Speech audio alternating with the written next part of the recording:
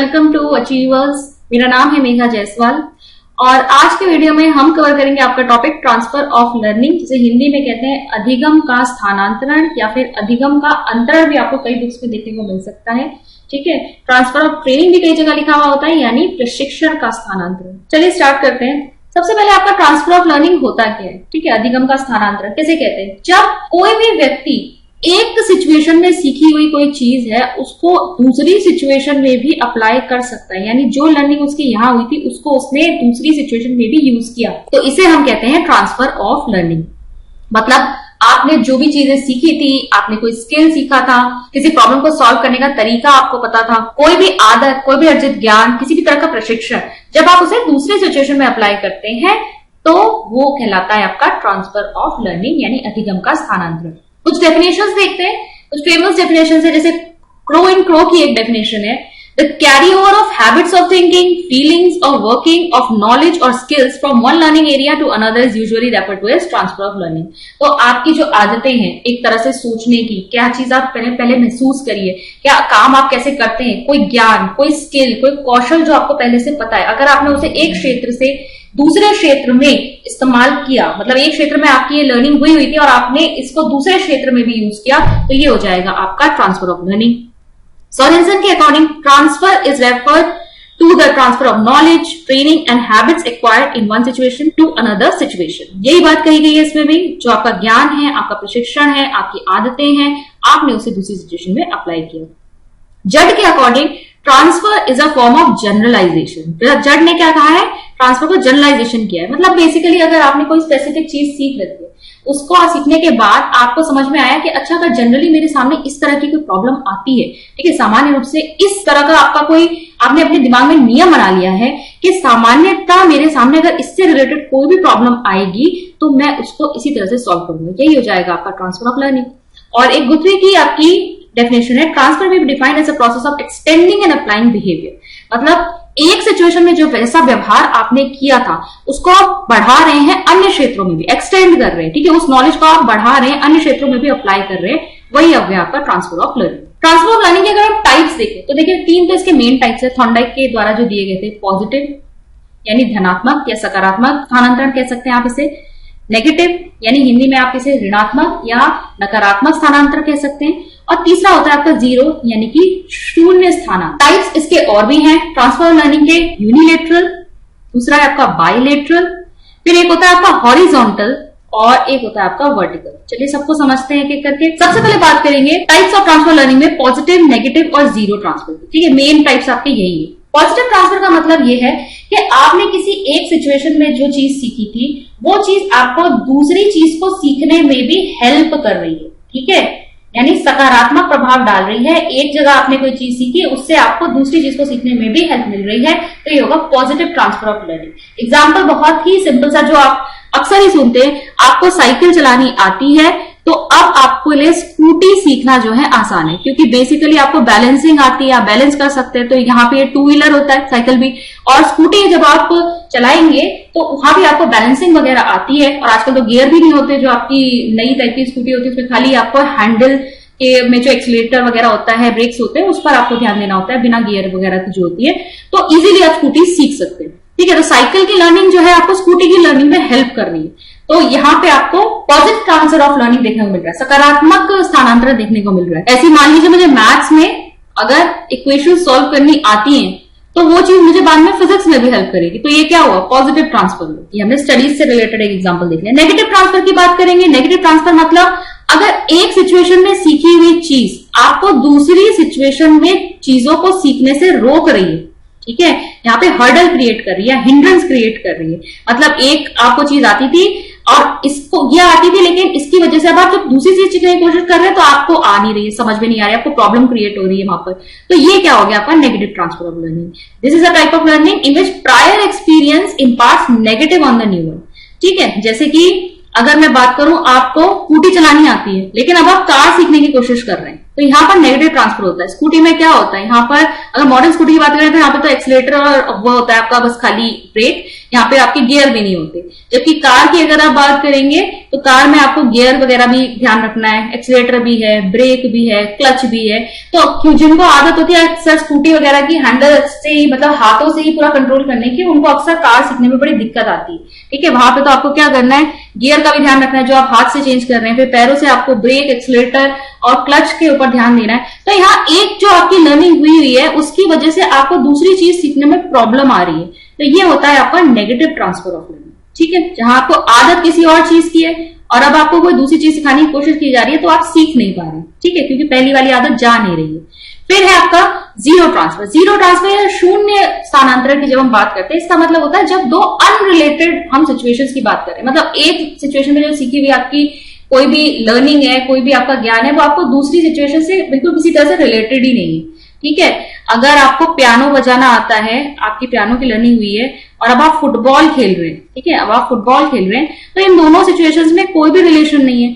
ना एक पियानो बजाना जो है आपको फुटबॉल खेलने में हेल्प करेगा, ना वो नेगेटिवली उसको हिंडर करेगा। तो ना यहाँ पर हमें पॉजिटिव ट्रांसफर देखने को मिलेगा, नेगेटिव ट्रांसफर देखने को मिलेगा, ये अनरिलेटेड है, यहाँ जीरो ट्रांसफर है। तो इसी तरीके से अगर अनरिलेटेड अगर हम सिचुएशंस की बात करते हैं जहां पर एक जगह से सीखी हुई जो आपकी लर्निंग है या एक जगह जो आपने कुछ सीखा है वो आपको ना तो सकारात्मक रूप से प्रभाव डाल रहा है, ना दूसरी चीज में आपको नकारात्मक रूप से प्रभाव डाल रहा है, तो वो हो जाएगा शून्य स्थानांतरण। आगे बढ़ेंगे, यूनिलेटरल और बायलेटरल की बात करेंगे। यूनिलेटरल ट्रांसफर देखिए कब होता है, when training imparted to one part of the limb of the body proves useful in some future activity। जैसे कि यूनिलेटरल ट्रांसफर में होता है जब आपके एक लिम्ब को ही जो है आपको कोई चीज सिखाई गई है, लेकिन अब जो है फ्यूचर में आपको जरूरत पड़ी अपने दूसरे लिम्ब से उसे वही लर्निंग या वही एक्टिविटी को करने की, तो वो लर्निंग आपकी वहां पे ट्रांसफर हो गई। जैसे कि अगर हम बात करें कि कोई पर्सन है जिसे राइट हैंड से लिखने की आदत थी और अब क्या हुआ, उसने ये सब राइट हैंड से लिखना वगैरह सब सीख रखा है, लेकिन कुछ इंजरी हो गई, कोई एक्सीडेंट हो गया जिसकी वजह से अब वो राइट हैंड से नहीं लिख पा रहा है और अब उसे लेफ्ट हैंड से लिखना पड़ रहा है। ठीक है, तो अभी भी क्या हो रहा है, यूनिलेटरल ये एक ही लिम्ब काम करेगा यहाँ पर, लेकिन आपका जो लेफ्ट हैंड है उससे उसे लिखना पड़ेगा। यहाँ राइट हैंड की जो सीखी हुई चीज थी, जो आपने लिखना सीख रखा था, वो तो आपको आता ही है ना, उसकी लर्निंग हुई है, अब आप उसे किससे करेंगे, लेफ्ट हैंड से अब लिखना शुरू करेंगे। तो यहाँ पर यूनिलेटरल ट्रांसफर हुआ। बायलेटरल ट्रांसफर का मतलब ये है कि मान लीजिए आपके किसी एक लिम्ब को जो है वो ट्रेनिंग दी गई थी, लेकिन जो ट्रेनिंग है वो आपके दूसरे लिम्ब पे ट्रांसफर हो गई है। यानी कि कह सकते हैं कि आप एग्जांपल अगर ले तो आपने किसी बच्चे को राइट हैंड से लिखना सिखाया, ठीक है, जब बच्चे लिखना पेंसिल पकड़ना शुरू करते हैं तो अक्सर क्या करते हैं, पेरेंट्स उन्हें सीधे हाथ से ही लिखाने की कोशिश करते हैं। लेकिन अगर मान लो बच्चा ज्यादा कंफर्टेबल किसमें है, लेफ्ट हैंड से लिखने में, तो अगर आप उसके लेफ्ट हैंड की ट्रेनिंग नहीं भी देंगे ना, तो वो लेफ्ट हैंड से अगर उसे ज्यादा कंफर्टेबल लग रहा है वो खुद लिखना शुरू कर देगा। आपने राइट हैंड से उसे लिखना सिखाया था, लेकिन धीरे धीरे उसे एहसास हुआ कि मुझे लेफ्ट हैंड से ज्यादा कंफर्टेबल हो रहा है, तो ये लर्निंग अपने आप यहाँ ट्रांसफर हो जाएगी, वो लेफ्ट हैंड से लिखना शुरू कर देगा। ठीक है, तो ये होगा बायलेटरल ट्रांसफर, जहां उसे किसी एडिशनल प्रैक्टिस की जरूरत नहीं पड़ रही, उसने स्वतः ही अपने दूसरे लिम्ब से वो काम करना शुरू कर दिया जिसकी ट्रेनिंग उसके पहले लिम्ब को दी गई। ठीक है, लिम्स क्या होते हैं, आपके हाथ हो गए। ठीक है, फोर लिम्स क्या होते हैं, आपके फोर लिम्स आपके हैंड्स होते हैं, और हिंड लिम्स क्या होते हैं, हिंड लिम्स पैरों को कहते हैं। ठीक है, हिंड लिम्स। नेक्स्ट है आपका वर्टिकल ट्रांसफर और हॉरिजॉन्टल ट्रांसफर। वर्टिकल ट्रांसफर का मतलब देखिए, वर्टिकल ट्रांसफर होता है जब आपने कोई एक काम सीख रखा है, ठीक है, और उसने सीखी हुई जो आपकी कोई भी स्किल या कोई भी लर्निंग है वो आपको इससे हायर लेवल का जो कॉम्प्लेक्स टास्क है, ठीक है, जो इस टास्क से ए लेवल का आपको टास्क दिया गया था, लेकिन जो बी लेवल का टास्क है वो इससे ए से ज्यादा कॉम्प्लेक्स है, ज्यादा जटिल है। ए में सीखी हुई कोई चीज आपको बी में सीखने में या तो हेल्प कर रही है या फिर आपके लिए हिंड्रेंस क्रिएट कर रही है, तो ये हो जाएगा वर्टिकल ट्रांसफर। तो बेसिकली ट्रांसफर किसके बीच में बात हो रही है, दो ऐसे टास्क के बीच में ट्रांसफर की बात हो रही है जिनकी कॉम्प्लेक्सिटी में डिफरेंस है।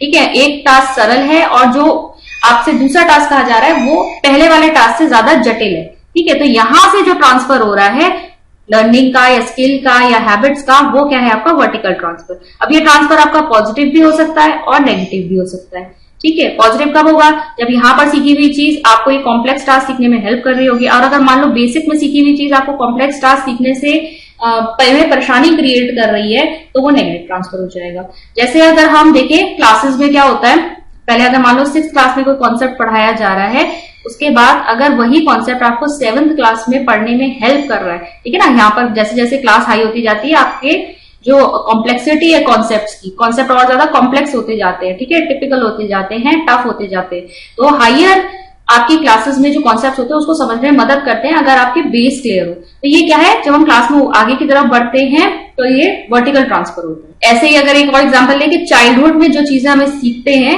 वो हमें अडल्टहुड में काम आती हैं, जब हम अपनी लाइफ में आगे अपने सिचुएशंस देखते हैं और अगर चाइल्डहुड में सीखी हुई चीजें हमको वहां हेल्प कर रही हैं या फिर हिंड्रेंस क्रिएट कर रही है, तो वो क्या होगा, आपका वर्टिकल ट्रांसफर होगा। हॉरिजॉन्टल ट्रांसफर का मतलब क्या है, यहाँ पर दो ऐसे टास्क की बात हो रही है जो सेम लेवल ऑफ कॉम्प्लेक्सिटी पे, ठीक है। टास्क ए और टास्क बी की अगर हम बात करें तो ए भी उतना ही कॉम्प्लेक्स या जटिल है जितना कि बी है। अगर यहां से सीखी हुई कोई चीज आपको यहाँ पर हेल्प कर रही है या कोई हिंड्रेंस क्रिएट कर रही है तो वो क्या होगा, हॉरिजॉन्टल ट्रांसफर, क्षैतिज स्थानांतरण, ठीक है, एक ही लेवल पे। तो वर्टिकल में हमारे कॉम्प्लेक्सिटी के लेवल्स डिफरेंट थी, हम सिंपल से कॉम्प्लेक्स की तरफ जा रहे थे, लेकिन हॉरिजॉन्टल ट्रांसफर में हमारे पास जो टास्क है वो डिफरेंट जरूर हो सकता है, लेकिन दोनों का जो कॉम्प्लेक्सिटी लेवल है या दोनों का जो डिफिकल्टी लेवल है या फिर आप कह लीजिए कठिनाइयां हैं, दोनों की एक जैसी, ठीक है, कठिनाई का स्तर दोनों का एक जैसा है। जैसे कि अगर हमें एक सब्जेक्ट में सीखी हुई चीज दूसरे सब्जेक्ट की लर्निंग में भी हेल्प कर रही है तो ये हॉरिजॉन्टल ट्रांसफर हो जाएगा। नेक्स्ट देखेंगे theories of transfer of learning. जो ट्रांसफर ऑफ लर्निंग है इसके आपके कुछ सिद्धांत है। देखिए वैसे तो थ्योरीज काफी है, इनकी ओल्ड थ्योरीज भी है, कुछ मेंटल फैकल्टीज की थ्योरी है, लेकिन हम यहाँ पर कुछ इंपॉर्टेंट थ्योरीज ही डिस्कस करेंगे। तो सबसे पहले आपकी जो थ्योरी है वो है थ्योरी ऑफ आइडेंटिकल एलिमेंट, समान तत्वों का सिद्धांत। किसने दिया है, थॉर्नडाइक ने दिया है, थॉर्नडाइक एंड वुडवर्थ। और इनका कहना है कि दो सिचुएशंस में ट्रांसफर ऑफ लर्निंग उतना ही ज्यादा हो सकता है जितने ज्यादा इन दोनों के बीच में आइडेंटिकल एलिमेंट्स होंगे। जितने समान तत्व हमें इन दोनों सिचुएशंस में देखने को मिलेंगे उतने ही ज्यादा ट्रांसफर ऑफ लर्निंग होगा। और सही बात भी है, आपने ए में कोई चीज सीखी है और बिल्कुल उसी के जैसी समान चीजें अगर आपको बी में भी मिल रही है तो आपका पॉजिटिव ट्रांसफर होगा, आपका ट्रांसफर अच्छा होगा। यहाँ पर लर्निंग का जो ए में सीखा है वही आपको यहाँ बी में भी सीखने में हेल्प करेगा। तो जितने ज्यादा आइडेंटिकल एलिमेंट्स होते हैं, जितने ज्यादा तत्व समान होंगे उतना ही ज्यादा ये हेल्प करेगा। तत्व समान होने का मतलब क्या है, हम क्या कह रहे हैं, ये विषय सामग्री हो सकता है, जो सब्जेक्ट मैटर है वो सेम हो, जो सिचुएशन है वो सेम हो, या काम को करने का तरीका सेम हो, या दृष्टिकोण, आपका व्यू पॉइंट या क्वेश्चन या जो भी आपके सामने प्रॉब्लम आई उसको अप्रोच करने का तरीका सेम हो, या ऑब्जेक्टिव सेम हो। कुछ भी चीज, जो जितने एलिमेंट्स जो है आपको दो सिचुएशन में सेम देखने को मिलेंगे उतना ही ज्यादा आपका ट्रांसफर ऑफ लर्निंग होगा। नेक्स्ट थ्योरी है हमारी थ्योरी ऑफ जनरलाइजेशन, सामान्यीकरण का सिद्धांत। इसने दिए चार्ल्स जड ने, ठीक है, चार्ल्स जड ने दिए ये। और इनका मानना था कि जब हम कभी भी कोई चीज सीखते हैं, ठीक है, मान लो एक सिचुएशन हमने कोई चीज सीखी तो हम इससे रिलेटेड एक जनरल रूल या नियम बना लेते हैं, ठीक है, एक जनरल रूल, नियम या प्रिंसिपल कह लीजिए वो बना लेते हैं। और फिर इसके बेसिस पर हम आने वाली जो इससे रिलेटेड जितनी भी सिचुएशंस हैं उनमें हम ये नॉलेज अप्लाई कर सकते हैं। तो थ्योरी ऑफ जनरलाइजेशन आपकी यही कहती है कि हमने अगर कोई चीज सीखी है और उससे रिलेटेड हमने एक जनरल रूल बना लिया है, जनरलाइजेशन कर लिया है उस सिचुएशन में जो सीखी हुई लर्निंग है उसका, तो अब हम उसे अलग डिफरेंट सिचुएशंस पे अप्लाई कर सकते हैं। तो यही है आपका transfer of learning according to Charles Judd. The theory of generalisation indicate that a learned experience should be useful in other day to day related activities. फिर तीसरी आपकी थ्योरी आती है ट्रांसपोजिशन थ्योरी, ठीक है। ट्रांसपोजिशन थ्योरी किसने दी है, ये आपकी ये गेस्टाल्ट साइकोलॉजिस्ट ने दी है आपकी, ठीक है, कोलर, कोफका, वर्दीवीर जो आपके गेस्टाल्टिज्म को फॉलो करते हैं, गेस्टाल्ट साइकोलॉजिस्ट जो थे।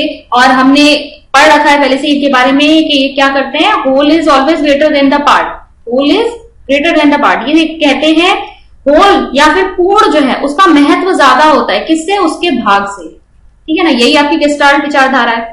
तो ये क्या कहते हैं, इनका कहना है कि ट्रांसफर कब होता है लर्निंग का, जब एक इंडिविजुअल जो है, ठीक है, जब एक व्यक्ति जो है उसके अंदर एबिलिटी होती है अलग अलग सिचुएशंस में समानताएं ढूंढने की, जो उसके अंदर तथ्य हैं उनके बीच में समानताएं, या जनरल कॉन्सेप्ट, सामान्य इसके पीछे क्या नियम लग रहा है, क्या सिद्धांत लग रहा है, उसको वो पहचान पाए। दो अलग अलग सिचुएशंस में क्या समानता है, इसको जब उसे पहचानने की उसके अंदर एबिलिटी होती है, ठीक है, इनसाइट होता है। इनसाइट की बात की है ना इन्होंने, हमने कहा भाई ठीक है तुम कह रहे हो कि भाई एक सिचुएशन में सीखी हुई जो लर्निंग है उसको हम दूसरे पर अप्लाई कर रहे हैं, लेकिन ये तब तक नहीं होगा जब तक व्यक्ति के अंदर अपना एक इंसाइट नहीं है, ठीक है।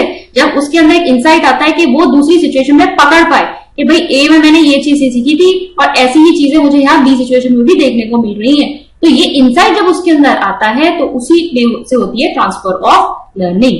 इसी को कहा जाता है ट्रांसपोजिशन थ्योरी या फिर कॉन्फ़िगरेशन थ्योरी। और इनका यही कहना है कि भाई होल जो है उसकी वैल्यू ज्यादा है, हम अलग अलग भागों में कभी भी ये नहीं देख सकते कि किस तरह से ट्रांसफर हो रहा है। आपको एज अ होल उसे समझना पड़ेगा, होलिस्टिक मैनर में समझना पड़ेगा कि आपने दो सिचुएशन में कॉमन एलिमेंट्स क्या क्या देखे, आपका परसेप्शन, आपकी इनसाइट, आपकी इंटेलिजेंस, ये सब मिलजुल कर काम करते हैं और तब आप अपनी लर्निंग को ट्रांसफर कर सकते हैं। और लास्ट में अब चेक कर लेते हैं कि what should a learner do for achieving maximum positive transfer. ठीक है, तो एक अधिगमकर्ता को क्या करना चाहिए कि वो अपनी लर्निंग में मैक्सिमम पॉजिटिव ट्रांसफर देख सके, या फिर हम इस क्वेश्चन को ऐसे भी देख सकते हैं कि एक टीचर को क्या करना चाहिए कि वो बच्चों में मैक्सिमम पॉजिटिव ट्रांसफर ला पाए, कि एक सिचुएशन में जो सीखी हुई लर्निंग है बच्चा जो है उसे दूसरी जगह भी अप्लाई कर पाए, अपनी नॉलेज को, अपने ज्ञान को, अपने स्किल्स को वो दूसरी जगह भी अप्लाई कर पाए। तो देखिए पहला क्या हो सकता है, what is being learned at present should be linked with what has already been learned in the past। इसीलिए हम कहते हैं कि चीजों को पूर्व ज्ञान से जोड़कर पढ़ाइए। जब बच्चे को आप रिलेट करके पढ़ाएंगे कि उसके प्रायर एक्सपीरियंस जो उसके थे या जो प्रायर उसकी नॉलेज है, प्रीवियस नॉलेज है, उसके ऊपर बेस बनाकर आप अगर उसे न्यू नॉलेज प्रोवाइड करेंगे तो उसे रिलेशन देखना आ जाता है, उसे सिमिलैरिटीज दो चीजों में देखनी आ जाती है। और जब वो खुद से जो है चीजों को रिलेट करना सीखता है तभी उसमें मैक्सिमम पॉजिटिव ट्रांसफर हमें देखने को मिलता है। नेक्स्ट है integration of the theoretical studies with practical experiences. जो आप थ्योरेटिकली बच्चे को क्लासरूम में पढ़ा रहे हैं उसको सपोर्ट करिए उसके प्रैक्टिकल एक्सपीरियंसेस से, मतलब लैब में ले जाइए, बच्चों को वो एक्टिविटीज कराइए। जब बच्चा खुद करके देखेगा तो वो थ्योरेटिकल जो उसने पढ़ा है उसको वहां उससे रिलेट कर पाएगा। ठीक है कि थ्योरेटिकली मैंने ये चीजें पढ़ी थी, हाँ प्रैक्टिकली इस तरीके से हो रही है। प्रिंसिपल ऑफ को रिलेशन शुड बी फॉलो। तो प्रिंसिपल ऑफ को रिलेशन यानी कि सहसंबद्धता जो होती है आपकी सब्जेक्ट्स के बीच में हो गई, टॉपिक्स के बीच में हो गई, ये सिद्धांत आपका फॉलो होना चाहिए। Identical components between two learning situation should be properly identified. ठीक है, अगर आप दो अलग अलग लर्निंग सिचुएशंस में बच्चे को डाल रहे हैं और बच्चे को आप खुद से आइडेंटिफाई करना सिखाइए कि देखो क्या चीजें तुम्हें समान दिखाई दे रही हैं। हमने इस तरह के जैसे आप न्यू क्वेश्चन भी बच्चे के सामने रखते हैं ना, तो आप क्या करेंगे उसे पहले वाले से रिलेट करके भी दिखाएंगे कि भाई देखो हमने इस तरह का क्वेश्चन किया हुआ है, अब इसमें कुछ ही चीजें डिफर कर रही हैं, कहीं एक डिफिकल्टी लेवल बढ़ाकर ही देंगे आप नया क्वेश्चन। तो आप यही बताएंगे बच्चे को कि देखो कुछ चीजें तो समान है, पहले आप वहां तक तो आगे बढ़ो, इसको सॉल्व करो क्वेश्चन को। फिर देखिए avoid rote learning and develop the habit of understanding and insight. रटने की जो प्रवृत्ति है बच्चों की उसको हमें क्या करना चाहिए, डिस्करेज करना चाहिए। बच्चों में रोट लर्निंग की आदत को आप अवॉइड करिए और बच्चों में इनसाइट डेवलप करना, और बच्चा जो है चीजों को समझ के पढ़े और साथ ही साथ इनसाइट उसका डेवलप करना है। ठीक है, कोई भी सिचुएशन के सामने आ रही है तो वो तुरंत जो है चीजों को आइडेंटिफाई कर पाए, उसमें अपनी जो नॉलेज है, जितना भी स्किल है उसको अप्लाई कर पाए। फिर है multimedia and sensory aids. Multimedia and sensory aid should be use for proper understanding. बच्चों को सिर्फ थ्योरेटिकली समझ में नहीं आ रहा है तो आप क्या करेंगे, वहां पर मल्टीमीडिया सेंसरी एड जो आपके टीचिंग लर्निंग मटेरियल होता है उसकी हेल्प लेंगे। ठीक है, जो आपकी दृश्य सामग्री होती है, श्रव्य सामग्री होती है, श्रव्य दृश्य सामग्रियां होती है, उनकी हेल्प से बच्चे को मैक्सिमम बच्चा किससे अच्छी तरीके से उसके दिमाग में बैठ सकता है वो आपको इस्तेमाल करना है यहाँ। ठीक है, learner should try to learn through his own effort. Self learning की आदत आपको बच्चे के अंदर क्रिएट करनी है, बच्चे के अंदर डेवलप करनी है, क्योंकि इतना सारा ज्ञान है, इतनी तरह की चीजें सीखने के लिए है, सब एक टीचर नहीं सिखा सकता बच्चे को। बच्चे को सेल्फ लर्निंग की आदत डेवलप करनी पड़ेगी। जब बच्चा अपने प्रयासों से सीखेगा तभी उसके अंदर जो है ज्यादा से ज्यादा ज्ञान अर्जित करने की, ज्यादा से ज्यादा एक जगह सीखी हुई चीज को दूसरी जगह अप्लाई करने की हैबिट डेवलप होगी। फिर है instead of discrete facts learner should learn principle, generalizations and rules. तो अलग अलग एग्जांपल्स और स्पेसिफिक और बहुत सारे जो विशिष्ट चीजें हैं उनको याद करने से अच्छा है एक जनरल रूल, सामान्य नियम या प्रिंसिपल, उसको बच्चा जो है अच्छी तरीके से समझ के अपने दिमाग में बिठा ले। अगर रूल बच्चे को पता है तो उसके ऊपर बेस वो जितने भी उसके सामने एग्जांपल्स या सिचुएशंस क्रिएट होंगी वो उनमें अप्लाई कर ही लेगा। फिर लास्ट है आपका proper knowledge and insight into making decision between positive and negative transfer. इसके अलावा बच्चे का जो ज्ञान है और बच्चे के अंदर जो इंसाइट है, जो अंतर्दृष्टि बोलते हैं ना, अंतर्दृष्टि बच्चे के अंदर होनी चाहिए कि वो डिसाइड कर सके कि कौन सी चीज जो है उसको हेल्प करेगी और कौन सी चीज जो है उसको नेगेटिवली अफेक्ट करेगी ट्रांसफर ऑफ लर्निंग में। ठीक है ना, जैसे कि जब हम किसी एग्जाम की प्रिपरेशन भी करते हैं तो बच्चों से कहते हैं कि तुम वो चीजें करो जिससे तुम्हें तुम्हारी प्रिपरेशन में और ज्यादा हेल्प मिले, ऐसी चीजें अवॉइड करो जो तुम्हें जो है नेगेटिवली इम्पैक्ट करती है या जिससे जो तुम्हारा ट्रांसफर ऑफ लर्निंग है वो ठीक से नहीं हो पाएगा। तो तुम्हें क्या करना है, मैक्सिमम वो चीजें अपनी डेली रूटीन में इंकॉर्पोरेट करनी है, जिनसे तुम्हें ज्यादा हेल्प मिल सके अपने एग्जाम को क्रैक करने में। तो ये है transfer of learning. I hope आज की वीडियो आपको यूजफुल लगी हो। अगर आप चैनल पे पहली बार आए हैं और ये वीडियो देख रहे हैं पहली बार, तो फिर आप इस चैनल को प्लीज सब्सक्राइब कर लीजिए। मैंने इस चैनल पे ऑलरेडी बहुत सारे टॉपिक्स कवर कर रखे हैं जो आपके सीटेट और अन्य टीईटी एग्जाम जो है उसके लिए बहुत ज्यादा यूजफुल है। वीडियो अच्छी लगी हो तो इसे लाइक कीजिएगा, अपने दोस्तों के साथ शेयर कीजिएगा और फिर से कह रही हूँ चैनल को सब्सक्राइब जरूर कीजिएगा। Thank you all. मैं मिलती हूँ आपसे नेक्स्ट वीडियो में।